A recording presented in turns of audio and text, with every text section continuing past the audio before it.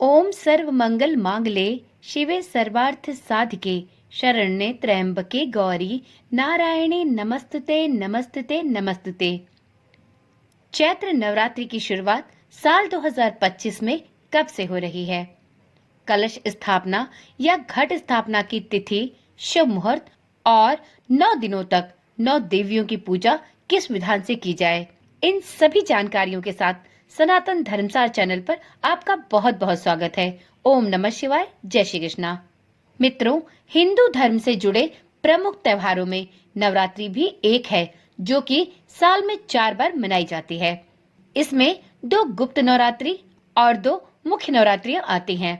चैत्र माह में पड़ने वाली नवरात्रि को चैत्र नवरात्रि के नाम से जाना जाता है, जिसकी शुरुआत चैत्र मास के शुक्ल पक्ष की प्रतिपदा तिथि से होती है। 9 दिनों तक चलने वाले नवरात्रि के पर्व में माँ दुर्गा के 9 अलग अलग स्वरूपों की पूजा की जाती है।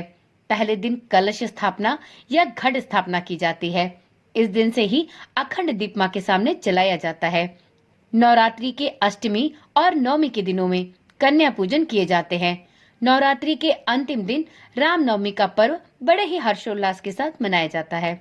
इस प्रकार से नवरात्रि में पूरे 9 दिनों में प्रतिदिन भक्ति और सकारात्मक ऊर्जा का वातावरण प्रत्येक सनातनी के घर में बना रहता है।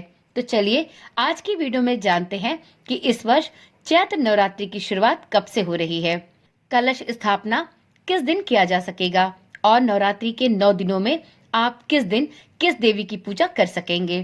तो मित्रों, पंचांग के अनुसार चैत्र नवरात्रि की शुरुआत चैत्र माह के शुक्ल पक्ष की प्रतिपदा तिथि से होती है। साल 2025 में चैत्र नवरात्रि की शुरुआत 30 मार्च से हो रही है।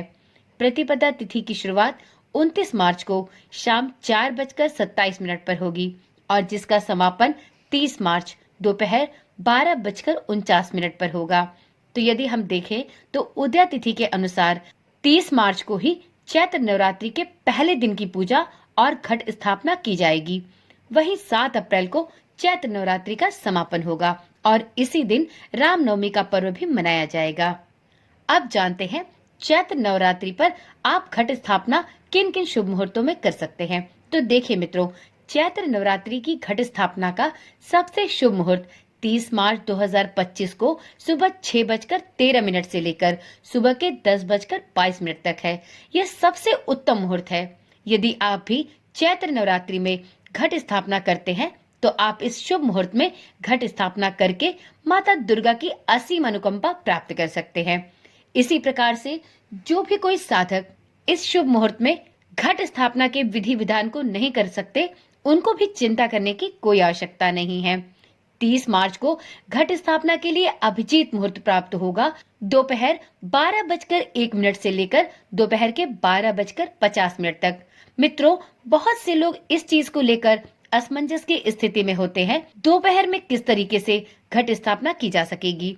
इसके लिए तो सुबह का मुहूर्त ही सबसे उत्तम होता है। तो देखिए मित्रों, हमारे सनातन धर्म में हमारे ज्योतिषों के अनुसार अभिजीत मुहूर्त एक ऐसा मुहूर्त बताया गया है जो प्रत्येक दिन एक समय अवश्य आता है और इस समय आपको किसी भी शुभ तिथि शुभ मुहूर्त को देखने की आवश्यकता नहीं होती, वह स्वयं में ही शुभ मुहूर्त होता है।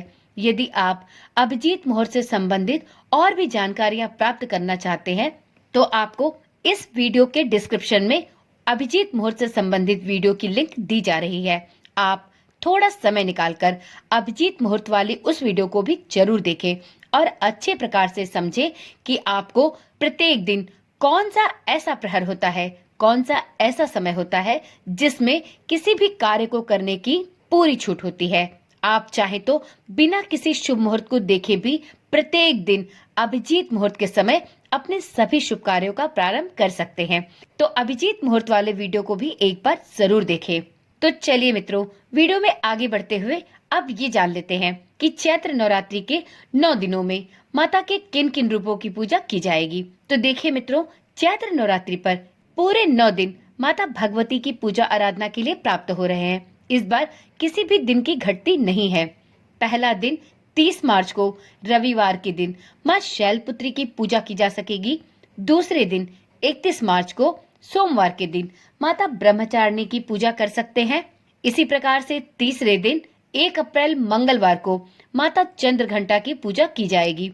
चौथे दिन अर्थात 2 अप्रैल बुधवार को माता कुष्मांडा की पूजा आराधना की जाएगी। वहीं 5वें दिन अर्थात 3 अप्रैल दिन गुरुवार को मां स्कंद माता की पूजा करनी है।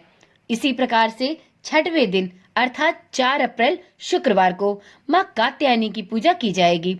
7वें दिन 5 अप्रैल दिन शनिवार को माता कालरात्रि की पूजा करना बहुत ही फलदायी होगा। 8वें दिन 6 अप्रैल दिन रविवार के दिन अष्टमी तिथि पड़ेगी। इस दिन माता महागौरी की असीम अनुकंपा प्राप्त करने के लिए सभी साधक माता महागौरी की पूजा आराधना करेंगे। इसी प्रकार से नवरात्रि के अंतिम और 9वें दिन अर्थात 7 अप्रैल दिन सोमवार के दिन माता सिद्धदात्री की पूजा अर्चना की जाएगी और इसके बाद आप कन्या पूजन, हवन इत्यादि करके नवरात्रि के सभी विधि विधानों को पूर्ण रूप से संपूर्ण कर सकते हैं और माता भगवती की असीम अनुकंपा भी प्राप्त कर सकते हैं। तो चलिए मित्रों, आज की वीडियो यहीं पर समाप्त करते हैं। आपने यदि अभी तक इस चैनल को सब्सक्राइब नहीं किया है तो आप देर न करें, चैनल को अभी ही सब्सक्राइब कर लें, क्योंकि आपको इस चैनल पर सनातन धर्म के सभी व्रत पर्व एवं त्योहारों की समुचित जानकारियां दी जाती हैं। आपको समय समय पर सभी व्रत पर्वों की व्रत कथाएं भी सुनाई जाती हैं। साथ में आपको विशेष रूप से स्तोत्र मंत्रों के पाठ भी सुनाए जाते हैं। आप यदि इस चैनल को सब्सक्राइब करते हैं तो साथ में नोटिफिकेशन बेल को भी जरूर ऑन करें। मित्रों, आपको चैत्र नवरात्रि के प्रत्येक 9 दिनों तक 9 दुर्गा की 9 कथाएं भी सुनाई जाएंगी। साथ में श्री दुर्गा सप्तशती के सभी 13 अध्याय का श्रवण भी कराया जाएगा। तो यदि आप इस प्रकार की वीडियो देखने में रुचि रखते हैं तो चैनल को अभी ही सब्सक्राइब कर लें, क्योंकि यदि आपने चैनल को अभी सब्सक्राइब नहीं किया तो हो सकता है कि भविष्य में इस चैनल की वीडियो आपके फोन पर ना दिखे। तो चलिए मित्रों, आज की वीडियो यहीं पर समाप्त करते हैं। फिर मिलते हैं एक ऐसी ही नई और रोचक जानकारी के साथ। तब तक के लिए ओम नमः शिवाय, जय श्री कृष्णा, राधे राधे।